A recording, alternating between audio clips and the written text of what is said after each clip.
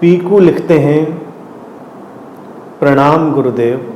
हर संबंध जोड़ने और बिखरने में कोई तीसरा व्यक्ति का नाम आता है, जैसे रामायण में मंथरा, महाभारत में मामा शकुनी।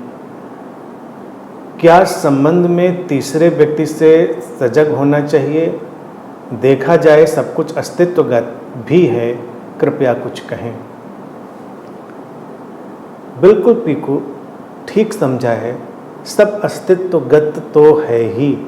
अगर तीसरे व्यक्ति का हस्तक्षेप आना है तो वो आएगा ही, लेकिन व्यक्ति क्या करे? जैसे लिखा है कि तीसरा व्यक्ति, ये तीसरा तो एक केवल संख्या है, तीसरा चौथा पांचवा कोई भी हो सकता है। मूल बात यह है कि दो लोग अगर अपने संबंधों का आधार अपने आप में ही नहीं रख सकते तो उनके संबंध बिखरने योग्य ही हैं, और वो बिखरेंगे भी। ये कमजोर संबंधों पर लागू होती है बात ज़्यादा, और ये समाज में तो चलता रहेगा, ये रुकना नहीं है। लेकिन इसके अगर हम गहरे परिप्रेक्ष्य को देखें, पर्सपेक्टिव को, डीपर पर्सपेक्टिव को देखें, तो दो लोगों के जो संबंध हैं वो नितांत रूप से, यानी कि पूरी तरह उनके अपने अंतरतम पर, उनकी अपनी समझ पर आधारित होने चाहिए। कोई तीसरा ना उसको बढ़ा सके, ना कोई तीसरा उसको घटा सके। अगर ऐसा संबंध है तो वो संबंध प्रामाणिक कहा जाएगा, वो संबंध गहरा कहा जाएगा।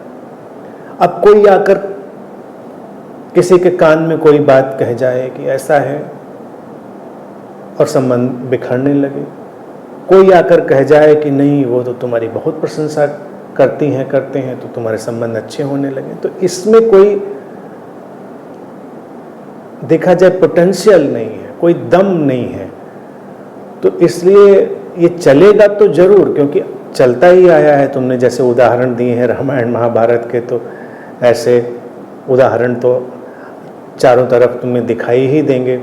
चारों तरफ शकुनी, मंथरा, इस तरह के लोग। तो इसीलिए जो भारतीय दोनों महाकाव्य हैं, एपिक्स हैं, अपने आप में अद्भुत हैं। उनके कैरेक्टर्स तुमको हर जगह मिल जाएंगे, जो कैरेक्टर्स हैं। तो ठीक है, कोई बात नहीं, उनको अपना काम करने दीजिए, और अपने संबंधों की जड़ों को सींचिए, अपने प्राणों से, अपनी समझ से उनको सींचिए। कोई दूसरा उसमें कुछ करने वाला नहीं है। तीसरा जो तुम्हारे हिसाब से, तो आपस के संबंधों को ऐसा ही सशक्त बनाइए। ये बात तय है कि ऐसे संबंध कम होंगे जीवन में, तो कम ही सही। जीवन में जो भी बेशकीमती चीज़ें होती हैं वो कम ही होती हैं। अमूल्य रत्न कम होते हैं, अमूल्य लोग कम होते हैं, अमूल्य संबंध कम होते हैं।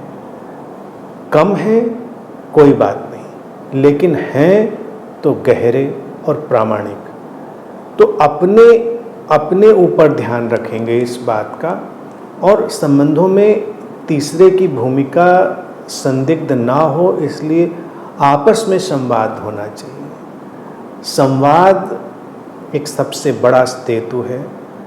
जिस दिन आपस का संवाद टूटता है, उस दिन तीसरा चौथा पांचवा सब अपना काम करते हैं। ये जैसे शरीर और मन है, जब कमज़ोर पड़ता है तो सारे बैक्टीरिया, वायरस सब अटैक करके उसको ख़त्म करने लगते हैं।